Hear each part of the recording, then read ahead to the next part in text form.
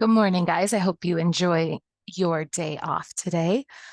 I am making this review sheet like promised. So remember, as I discussed yesterday, this review sheet, I would suggest you do it on your own first, and then use this video to check your work. That way you are actually studying for the test and not just making a cheat sheet, which is super important because now the Regents exam is 16 days away from today. Actually, it's 15, sorry. So this is great review for not just the test tomorrow, but for the Regents exam in 15 days.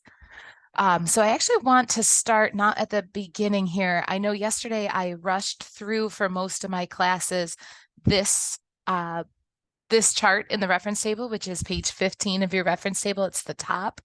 So I do just want to review this real quick with you so that everybody understands how to use this reference table. And if you do already know how, go ahead and fast forward till you get to when I come back to the review sheet. So first things first, this is what's called the HR diagram. It stands for Hertzsprung-Russell, or Hertzsprung and Russell, which is the guys who developed this chart. So once again, like I said yesterday, this is not a map of the sky. This is just a graph. And on the x-axis, you'll see temperature, and on the y-axis, you'll see luminosity. In case you forgot, luminosity is just the brightness of the star. So this brightness, as it does say here, it is relative to the sun. So that means these brightnesses are compared to the sun. So you can see our sun is just one brightness, which just means it's the same brightness as the sun, which makes sense. As you go up, this is 10 times brighter than the sun, 100 times, 1,000, 10,000, 100,000, a million times brighter than our sun. Going down, this is a 10th as bright, 100th as bright, 1,000th as bright, and 10,000th times less bright than our sun. They do also put over here on this side of the y-axis that stars near the bottom of this chart, they're going to be the small stars. And as you go up this chart, these guys up here are going to be massive stars. The temperature is in Kelvin. So we did learn about Kelvin back when we talked about temperature conversion. And along with the temperature here, I do want to point out that they did it backwards, and I don't know why, but this 30,000 here is the hottest temperature, and the 2,000 over here is the coldest temperature. So it's backwards from what we're used to. Along with temperature, they also include color. And like we talked about yesterday, different fires or have different colors, and that's because they're burning at different temperatures. Orange red flames you often see with wood fires, which are not as hot as the blue white fires that you see with natural gas or propane. Other than that, what I hope you notice on this reference table is that there's a couple clumps of stars.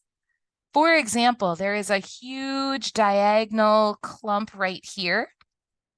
These stars are called the main sequence stars. I kind of think of this as Main Street, the average stars, the stars that do what you expect them to do. What do I mean by that? Well, like this star over here is hot and very bright. These stars down here are cold and very dull, and they go down in a nice order. So as they get colder, they get more dull, which is exactly what I thought stars would do. If they're cold, they're probably not as bright. But then there are some oddballs, some outliers, and this is one of those groups, the white dwarfs. So white dwarfs, as you can tell by their name, dwarfs are small stars, and white is implying that they're pretty warm. They're over in this warmer section of the graph. That seems weird to me that if the star is super tiny and really dull, I would expect it to be cold, but these stars are surprisingly hot for their size. Kind of opposite that, we've got giants up here and super giants up here. If to me, something that's huge and really bright, I would think that would be pretty hot, but these guys are over on the colder edge of the map. Or not map, I'm sorry, on the colder edge of the graph. Other than that, I think using this reference table is pretty straightforward, and the questions they're going to ask are just reading them off the graph. So first off, so I'm here on page, oh shoot. I actually don't know what page this is. This is 32. Page 32 of your packet. I did ask most of you these questions during class yesterday, but I hope you can answer these questions. So let's start with, within what area on the diagram is the sun located? What that means is, what group is the star or is the sun part of? So we find the sun and we see that the sun is just part of the main sequence. It's just an average star.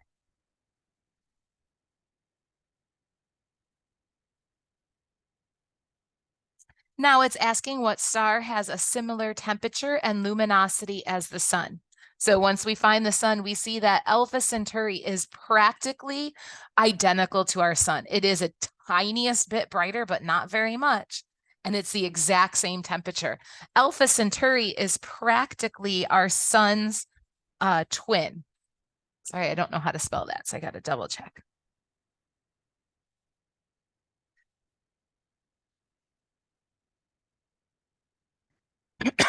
Oh, excuse me. What does Polaris and the sun have in common? So probably just got a hardest part is going to just be locating Polaris. So here's Polaris, here's our sun. You can see that Polaris, oh, and in case you forgot, Polaris is the North Star. It is the one we use. Remember, altitude of Polaris equals your latitude. But besides that, we see that Polaris is between 1 and 10,000 times brighter than our sun. So they don't have that in common. But Polaris and our sun do have the same temperature and color.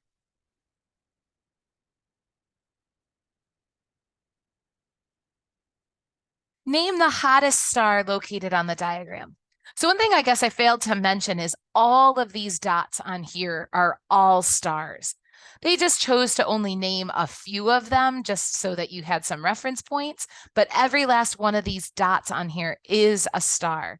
So even though the question says name the hottest star, so that would be whichever one was closest to this side. So you do see there's some unnamed stars here, but we can't really name those. So we're going to just go with, I think it's pronounced Spica. Could be Spica. I'm not sure. So that's going to be the hottest named star on the reference table. And again, it's the hottest, not because it's the highest up, that would be the brightness, but because it's closest to the 30,000, which is the hottest on the reference table.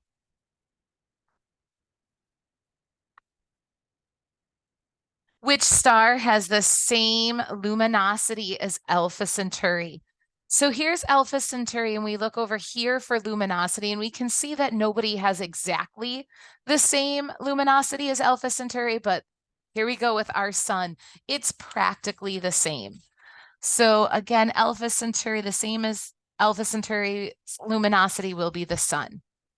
I should have crossed this one off. They actually removed the red dwarf category from our reference table a couple of years ago. Question 7 then says, name a white dwarf. So there's actually 2 white dwarfs named on our reference table, so you could have put either one of those. And then finally, question 8 just says, what color is the star Betelgeuse? So there's Betelgeuse right there. And we want a color. So we read down here, and it is between the red and the orange. If you put red, I'm good with it. If you put orange, I'm good with it. But I'm going to go ahead and put red-orange. So again, the questions that they're going to ask are very basic on this reference table, just reading the graph, nothing overly complicated. There are a couple questions on the test tomorrow using this reference table. They are similar to the types of questions that were just on that in that page on your packet. And that's about it. If you have any questions on this, go ahead and message me and I can help you out with that over Teams. All right, now back to the review sheet. So like I said yesterday, you are able to use this review sheet as a cheat sheet tomorrow. I'm going to let the sub know that you are allowed to bring in your yellow review sheet to use during the test. So we're going to go ahead and get started with this. So hopefully you already have it filled out and you're just checking your answers. If you recall from the very first day we started this chapter, a Foucault pendulum proves that the Earth is rotating.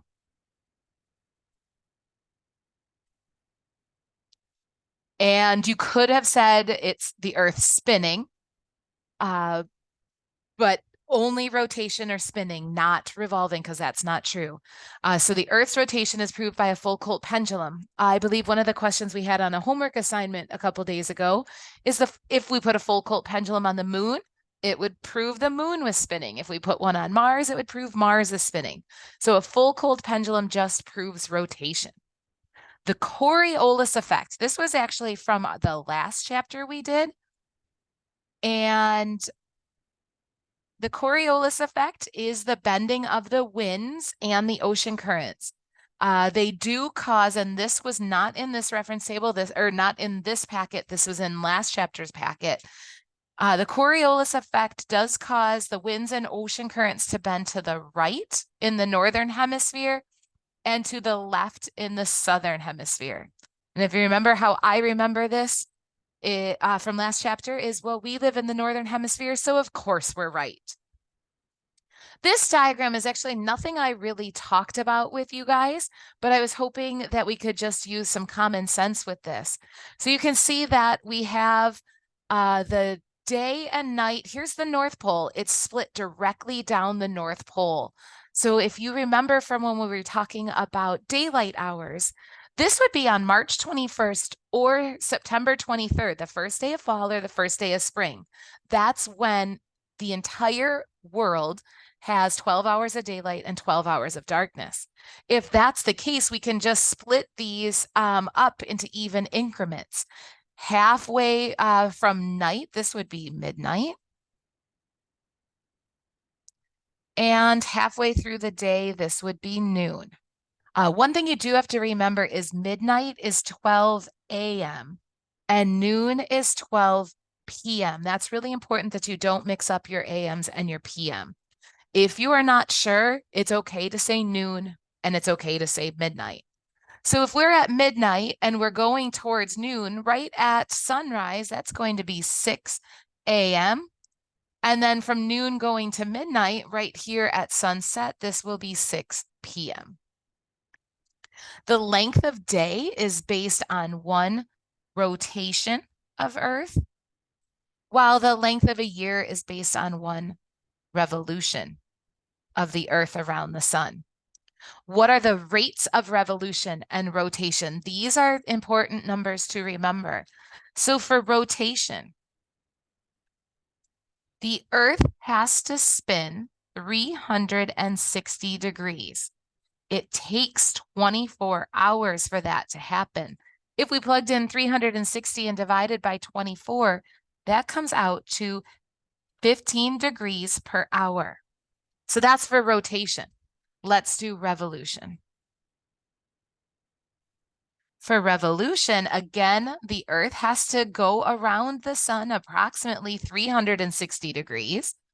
It takes the Earth approximately 365 days to go around the sun. So that comes out to, I'm going to have to write that here, 1 degree for every day. That's approximately, it's like a slightly different, but 1 degree per day is what we're going with. So why are some constellations visible from the night side during different seasons? I'm actually going to add to this and talk about every night too. So throughout the different seasons or different times of the year, we will see different constellations, and that's because the Earth is revolving around the sun.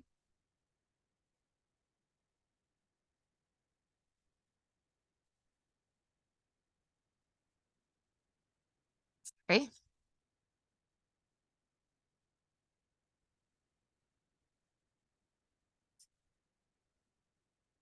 And at different times of the year, we're going to have different stars over our head because we're in a different spot in our revolution. I also want to include during individual nights. At night, some constellations appear to move throughout the sky. One of those constellations would be the Big Dipper, another would be the Little Dipper. The one star that doesn't move, remember, is the North Star. That stays still. But throughout the night, the Big Dipper and the Little Dipper and all the other stars near the North Star, they do appear to move. In fact, they are called circumpolar stars. And during the night, the reason that we see the stars in different spots is because the Earth is rotating. So those are two very different questions, and it's important that you are able to distinguish. Are they talking about different times of the year or different seasons, or are they talking about different times in the same night? So it's important that you read the questions carefully. All right, so we're moving on to the geocentric model of the solar system. So again, geo means Earth. So we want 3 facts. So one would be that the Earth is the center. The other fact for the geocentric is that everything goes around the sun. No, it doesn't. So geocentric, everything goes around the Earth. And finally, the geocentric model of the solar system, it did explain day and night. And now moving on to heliocentric. Helio for helium is actually describing the sun. So this is when the sun is the center. And the Earth and planets go around the sun. And this now explained day and night. But now with the heliocentric, we can also explain the seasons. Okay, moving on to the second page. I think I'm going to switch, and instead of writing everything, I will just show you the answers to this. So it starts with the sun appears to rise in the east and move through. Hopefully you remember when we were outside, we talked about this, how the sun is always in our southern part of the sky, and it does set over in the western part of the sky. Notice I'm not saying it rises exactly east and sets exactly west. I'm saying it rises in the eastern sky, goes through the southern part of the sky, and then sets in the western part. And that's because the sun only rises directly east and sets directly west on the first day of spring and fall. All right, so at what time of the years or what time of the day are the shadows the longest? So hopefully we remember that when the sun is low in the sky, we will have the longest shadows. So what times of day are that? I'm sorry. So again, the sun is lowest in the sky at sunrise and sunset. So when will our shadows be the shortest? So that's when the sun's going to be high in the sky. And the highest the sun can be is at solar noon. So what date do we have the shortest shadows? So I'm sorry, I think I skipped ahead. On what date is the sun the highest in the sky? At noon. And hopefully you remember in the Northern Hemisphere, that's on June 21st, the first day of summer.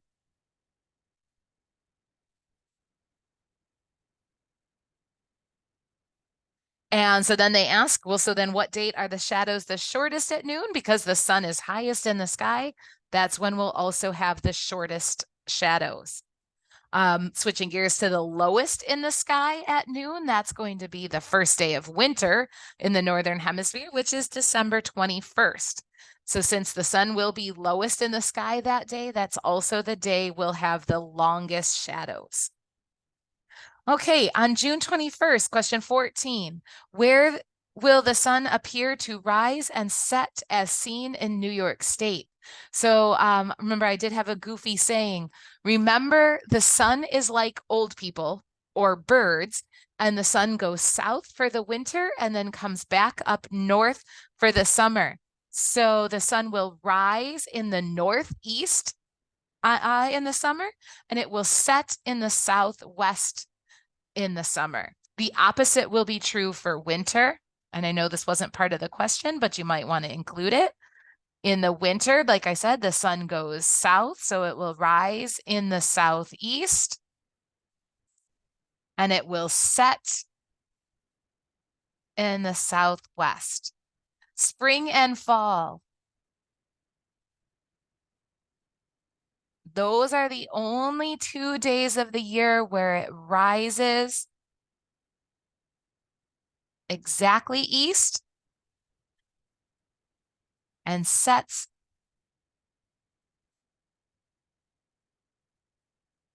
exactly west. So I added some information even though it wasn't included in the question, but it might help you on the test tomorrow.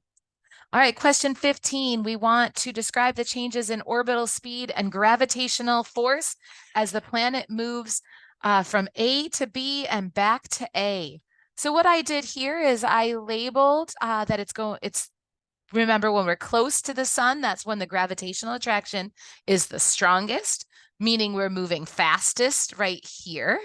And when we're farthest away from the sun, that's when the gravitational attraction is the weakest, causing us to go the slowest. So as we go, sorry, A was supposed to be up here. As we go from A to B, when we're getting farther away, the speed is slowing down or decreasing. And then as we're getting closer, going from B to A, that's when it's speeding up. All right, and finally, the force of gravity between two objects is greatest when their masses are large and they are close together. All right, we'll keep moving on. So true or false, the sun is never directly overhead in New York State. Hopefully you remember that is 100% true, and they will try to trick you. The sun is never directly over our head in New York State.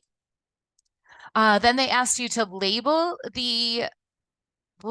which season is beginning at each of these positions. Remember my hint. We want to look for summer is when the earth is bowing to the sun. So we're going to look at these locations, A, B, C, and D, and you should see that A is when the earth is leaning or bowing to the sun. That's going to be the first day of summer.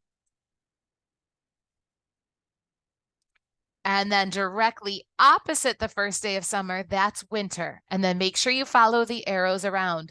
After winter comes spring, then summer, then fall, and back to winter.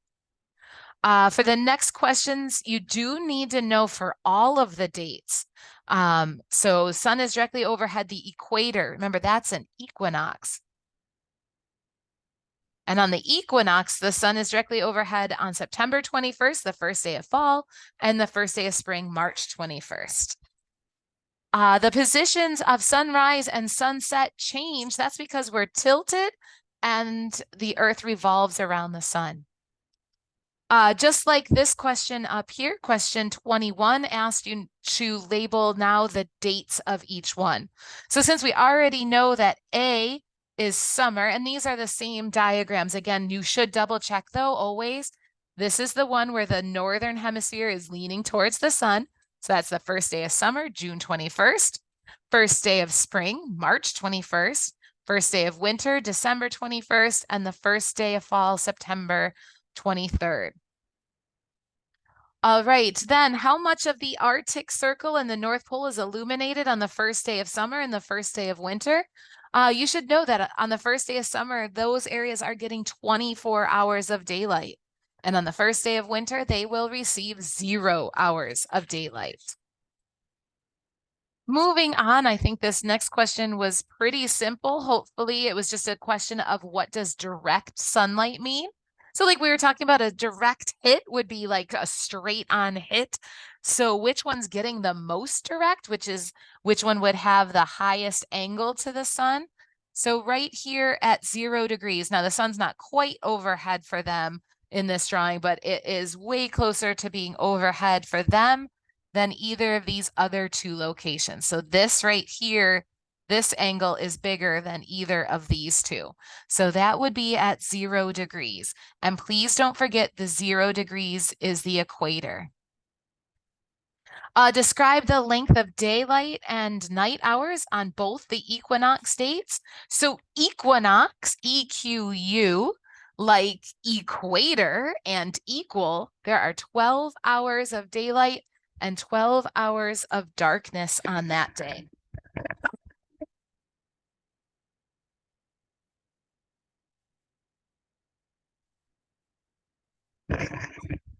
Sorry, I had to grab a ruler for this next question. So we're calculating the eccentricity. Please make sure you double check the formula. It is distance between the two foci divided by the length of the major axis. So where did I get the 2.3? So those are the two foci. So that's the distance between them. I measure that in centimeters. So this ruler is a little cut off, but there's my 0, and there's 2.1, 2, and 3. So that's 2.3. Length of the major axis, I've always described that as how fat is your oval. So we're just basically measuring there. And I got 4.5 originally, and I got 4.5 again. Put that into the calculator. This is always out 3 digits after the decimal point. So make sure you round that properly. The zenith, that's just a vocab word for when the sun is directly overhead the viewer. Excuse me. On March 21st, the sun rises exactly east and sets exactly west. Our orbit is slightly oval or elliptical. It's not a perfect circle.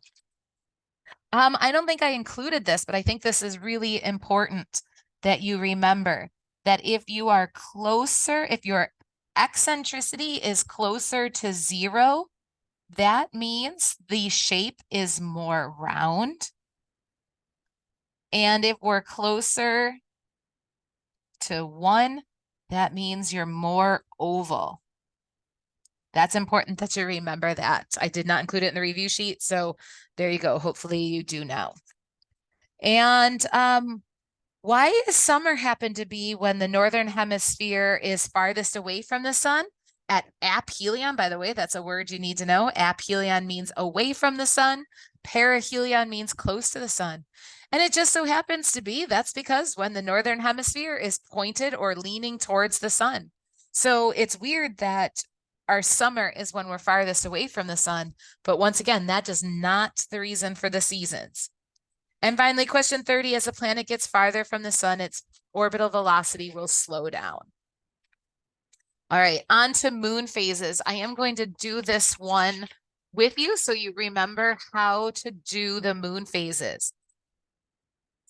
So remember, my trick would be to take whatever moon you're looking at and turn it so that that moon is perfectly lined up so you can pretend you're sitting on the earth looking straight at that moon. So I've completely taken my paper for moon number 1 and turned it completely sideways. Remember, to figure out how much of the moon is lit up, you have to cover up the back half. And if you were standing here and looked up at that moon, it would be all dark. And the all dark moon is the new moon. Do the same thing for moon number 2. So I'm going to turn it so that moon's on the top. And then I have to go through that list of questions that I've suggested. This might be a good place to write that down in case you've forgotten my questions you should ask yourself. The first thing that you should remember is light on the right. That is telling us it's a light on the right is a waxing moon. All right, light on the left, that's a waning moon. So if we look at the one we were just doing, moon number 2, remember the lit up portion is the white, and that is on my right hand. Notice I'm right-handed and the light is on the right. So I know this is a waxing moon, but now I got to figure out which waxing moon it is. So remember the other questions I had you ask. Are they all light? Is it all dark? Is it mostly dark? Mostly light? Or is it half and half? So an all light moon, I think we all should remember that one is a full moon. An all dark is a new moon. Mostly dark, that's a crescent. Mostly light, that's a gibbous. And half, that's a quarter. So we go back to moon number 2, which again is waxing because the light's on the right. And we look at it, it's mostly dark. The mostly dark, that's a crescent. So this is a waxing crescent. Go to moon number 3, same deal. Cover up the back half. Light on the right, that's a waxing, and it's half and half. So half and half, that's a quarter. Keep going around. Cover up the back half. Light on the right, waxing. Mostly light. See how much more white there is than black. So that's mostly light. And according to our little note sheet there, mostly light is a gibbous. Moving on to moon number 5, cover up the back half. They look up and it's all light. That's a full moon. Oh, we're switching over to now here. The dark is on the right. The light is on the left. So that's waning. And this is mostly light. So that's going to be a gibbous. Keep going. Turn your paper all the way upside down. Cover up the back half. Light on the left. Waning, and it's half and half, so that's a waning quarter. And the last one, mostly dark with the light on the left, that's a waning crescent. So you have to be able to name the moons on their position, and then you have to be able to draw them as well or know what they look like. So starting with moon number 1 first, a new moon is going to be all dark, so I shade it all in. Moon number 2, a waxing crescent. So we want to see just a little bit of light, that crescent shape on the right, and we want to color in the whole dark side. So this moon is what a waxing crescent would look like. Moving on to a waxing quarter, that's half and half.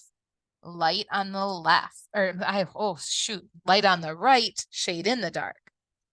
Waxing gibbous. This is when it's mostly light with the light on the right. So I shade in just a little bit on the left. So again, double check. Mostly light with the light on the left. Shoot, why do I keep screwing up? Waxing gibbous, mostly light with the light on the right. Full moon, don't have to do anything there. Waning gibbous, mostly light with the light on the left this time. Waning quarter, half and half with the light on the left. And a waning crescent, mostly dark with the light on the left. So that's what all those moon phases would look like. So yes, you have to be able to name them in their position, and you need to be able to draw and or recognize them. All right, almost done here. Eclipses, remember they're named for what's being blocked. So the big guy is the sun, the medium side is the earth, and the little guy is the moon. So in this case, if you're standing on earth, the sun is being blocked. Again, here, if you're standing on earth, you have full view of the sun, but the moon is in the earth's shadow. So this is a lunar eclipse. Tides, they're caused by the gravitational attraction of the Earth's ocean water from the moon. For labeling tides, we got to remember that the high tides always follow the moon. So those high tides will always be lined up with the moon. So here we have the moon. So the high tides are on either side of the earth. Here, the moon's up here. So again, those high tides follow the moon.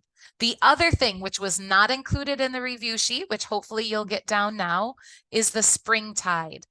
The spring tide is when the sun gets in on the action. So we'll still have the high tides lined up with the moon, but because the sun is pulling those high tides over as well, we'll get the highest high tides and the lowest low tides.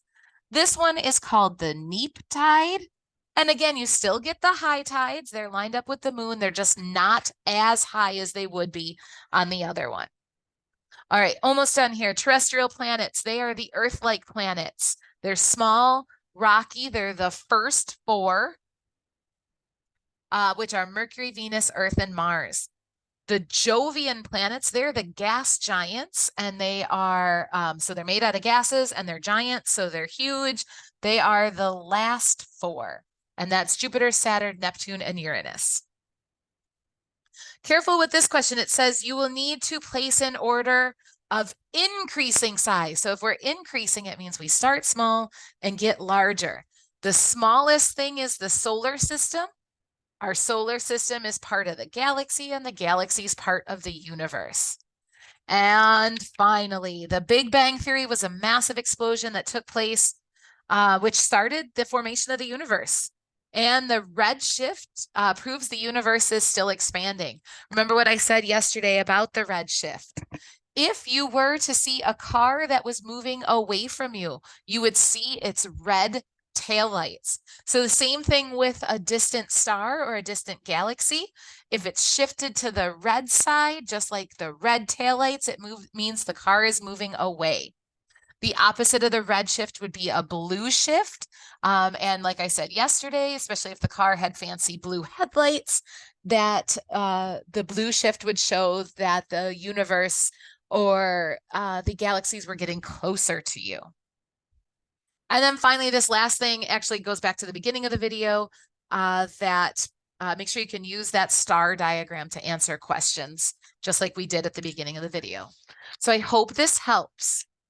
Like I said, you'll get to bring in your yellow cheat sheet to the test tomorrow. But after the test is over, you do need to turn in your yellow sheet with your test. If there are any questions, please don't hesitate to message me on Teams. I should be able to answer you pretty much right away. Have a great day, guys.